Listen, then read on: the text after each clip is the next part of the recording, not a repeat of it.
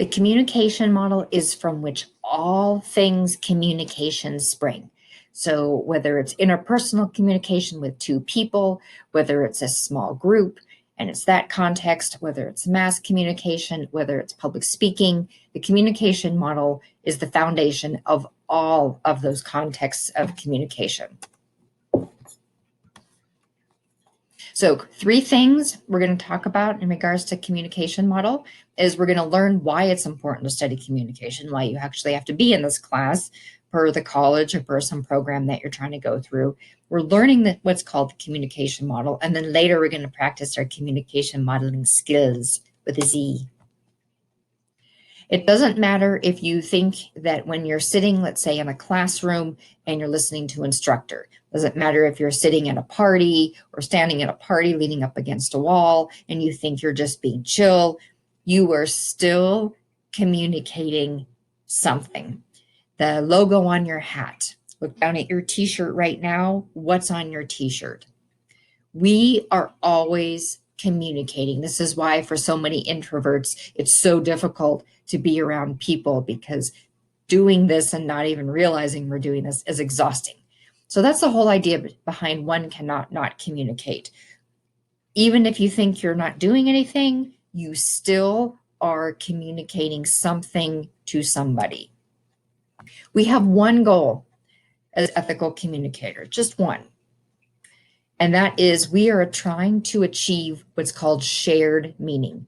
Shared meaning is not about getting someone to agree with us. Shared meaning is not about persuasion. Shared meaning means that when somebody, in the same case of me, says something, that what I'm trying to say to you is what you're understanding.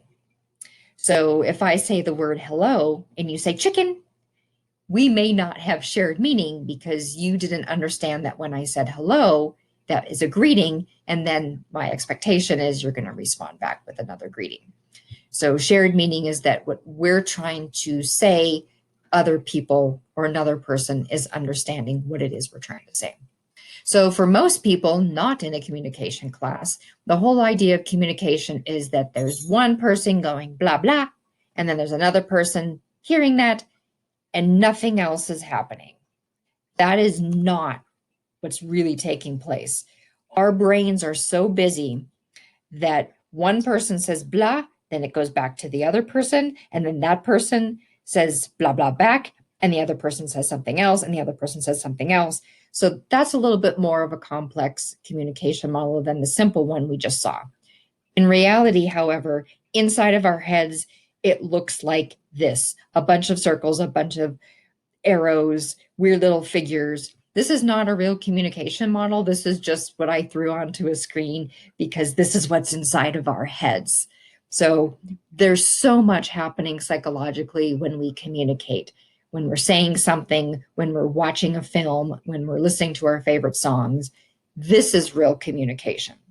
So quick few parts, or sort of quick few parts, to the communication model: sender, encoding, receiver, decoding, message, situation, feedback, channel, and noise. So the first 2 parts of the communication model we'll talk about are sender and encoding. So the best example of this right now then is me, right? So here I am, Terry Filipowicz, I'm the sender. So I am putting together information for you about the communication model. So me as the sender, I'm using words, I'm using language, I'm even using nonverbal with my hands. In the corner, you can see my hands moving. I'm encoding. I am creating information as the sender, encoding it using words, language, nonverbal.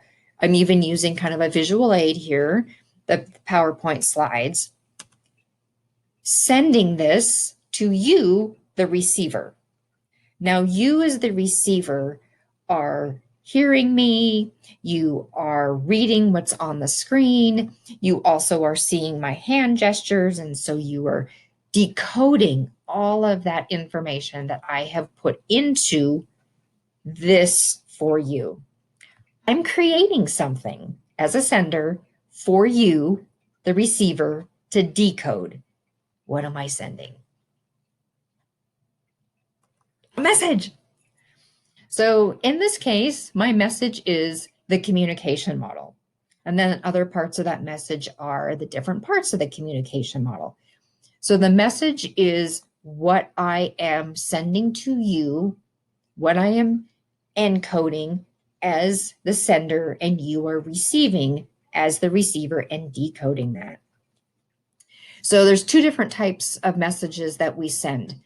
Right now, I am doing one, but when we are face-to-face, say in our virtual classroom or in a physical classroom, there's another type of message that I'm sending.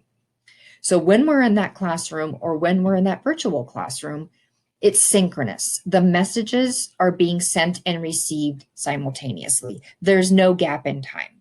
So when you're talking to your best friend and you're standing in your living room and you're like, hey, what's up? What'd you learn today in Communication 110? Synchronous. You're doing it back and forth and immediately. Text messaging can also be, I don't know where my phone is, but text messaging can be also synchronous if you're doing it back and forth simultaneously. It's asynchronous if there's the delay between the message sending and receiving. So in this case right now, our messages really are asynchronous. So as you're listening and watching this video, it's asynchronous. So I've encoded this message for you as the sender, but when you're receiving it and you're decoding it, there's a gap in time, right? I can't decode any messages you're sending back to me right now. So the communication situation for me right now is I'm sitting in my home, right? And so I'm, as the sender, encoding this message about the communication model, and I'm using a particular channel, which is technology. I'm using a computer. I'm using a particular platform to record this video and audio. So the situation is where you are, what's going on. The situation matters. Imagine if I was delivering this lecture and we're in a classroom on the college campus. That makes a difference, right? Because our messages are synchronous. And think about all the stuff that's going on around you in a classroom. Someone's eating corn nuts, someone's coming late, someone's picked up a phone call, their phone is making a lot of noise in their backpack, other people are chatting. So the situation matters. The channel, as I kind of alluded to, is whatever platform, whatever way you're carrying that message. So your channel, in my case right now, is verbal. So I'm using words and language, and I'm also using that not only just with my voice, but also the slides you're seeing on the screen. That's verbal. Nonverbal, that's another channel that I'm using, right? I talk a lot with my hands. A channel could also be a cell phone. So maybe you're watching this on a cell phone, who knows, right? That means another channel. The channel can be a film and you're watching that film on your laptop. So channel, again, also makes a difference. Another part of the communication model, very important, as all of them are, feedback. Feedback is that never-ending loop, sometimes never-ending loop of I say something, and then if you were standing in front of me or we were sitting in an actual classroom, somebody may say, yeah, I don't get channel. Will you explain that again? The feedback is that. Or I say, hey, everybody, does this make sense so far? And people say, yeah, this is great. We totally get this. That's feedback. Or you all look at me and very confused and you like scratch your heads. Feedback. So feedback is that constant back and forth. Again, if you're an introvert, this is another part of the communication model and the communication experience that can be kind of exhausting. Extroverts get their energy from around people. I'm an extrovert. Introverts get their energy being solo. We don't always have a problem during a communication situation, but when we do, it has a name. Biggest problem during a communication situation is something called noise. So the word noise is very confusing for a lot of people the first time they discuss this with the communication model. The word noise does not mean that you're hearing your upstairs neighbor thumping around. Noise is not always something physical. We don't always have noise in a communication situation. So a picture of cookies. We know cookies as these tasty morsels of sugary and sometimes chocolatey delight, right? What are other kinds of cookies? Not just like, butterscotch or something like that, or peanut butter. But when you hear the word cookies, what's another thing you think of? That thing on your computer, right? So the way that there are, bits and bytes and things that grab onto the travels throughout the internet, so that when you go back to a certain website, it recognizes you and says, oh, hey, Eric, welcome back. Or, oh, hey, Stephanie, Jessica, nice to see you. So cookies have a different meaning, right? So just like the word cookies, the word noise has multiple meanings. You don't always have noise in a communication situation. If there's no shared meaning, if something is not being encoded clearly, is not being decoded clearly, then there's noise. If there was shared meaning, there is no noise. Make sense, maybe? 4 types of noise. Here's the first 2 types. So one type is physical. It's the kind you actually do think of usually when you think of noise, right?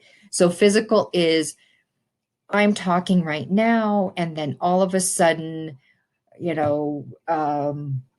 if I had a huge dog, the huge dog comes running into my library and knocks things around. And you're like, what did she just say? What did Philip Howitz just say? So physical is in the environment. Physical is you're sitting in a traditional classroom, and yeah, somebody's pounding on the wall to fix something. And you're like, I have no idea what they just said. Physiological is the noise related to our body. Let's see, you're super tired. You worked really late. You're listening to this now and you're like, oh my goodness. And you're like dozing off during it. So physiological is our body. It's you have a massive headache, you have allergies, you ate the wrong kind of food and now you're not feeling so good. So physiological is something that's going on with our body that is making a difference in the way that you're decoding the message. Psychological is the type of noise that puts couples into therapy. Psychological is the type of noise that leads us to therapy. Psychological is the type of noise that makes us very angry or frustrated. Sometimes when we're talking to our sister, because we're like, I can't even. So psychological noise is bias, prejudice, and emotional distractions. So if I look exactly like your kindergarten teacher and you loved your kindergarten teacher, then the psychological noise is, yay, everything I say is swell. If I remind you of your kindergarten teacher and you hated your kindergarten teacher, well, then the psychological noise is everything I say you can't even stand. So psychological noise is also, right, you have that, like I said, that sister who every time they say something, you're like, I don't really think that's what you're saying. I think when you tell me that my blouse looks nice or my shorts look cool, you're really being sarcastic. So psychological noise is the one that gets us into a lot of trouble. Semantic noise. Semantic noise would be maybe 3 days ago, I said to you, hey, tell me what a sender is. What's a receiver? What's the communication model? And if you haven't taken a communication class, you'd be like, yeah, I don't know what you mean. Semantic noise is language or jargon that we don't understand or that we have a different meaning for. So a quick story, I had a coworker who said to me, I think that there's somebody flirting with me at work. And I said, what do you mean? And they said, well, they're signing all of their emails, or they're writing in their emails, lots of love. And I said, well, that's kind of odd. Explain that more, because I maybe had some psychological noise and I didn't really understand what they were saying. And so they said, well, they're writing LOL. So this was like about 10 years ago or so. And I said, yeah, LOL does not mean lots of love, right? It means laugh out loud. So their semantic noise, which almost got them into trouble, right? They would have asked this person, please, or told him, please stop flirting with me, and they would have had no idea what they were talking about. So semantic noise is the language or jargon we do not understand. So these are the parts of the communication model. Yay, you. Sender, encoding, receiver, decoding, or sender is the encoder, receiver is the decoder. The message, right? The information that you're trying to give somebody and they're giving back to you.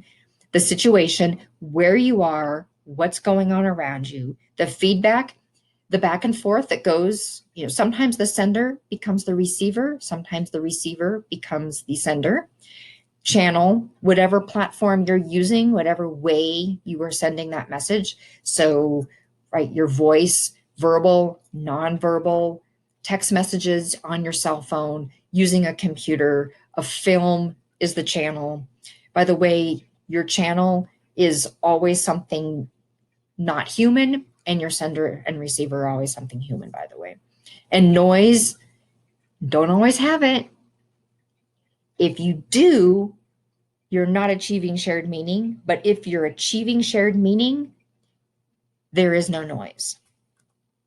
So let's go meet up now, or in whatever time I said that we were going to meet up, and we are going to practice our skills.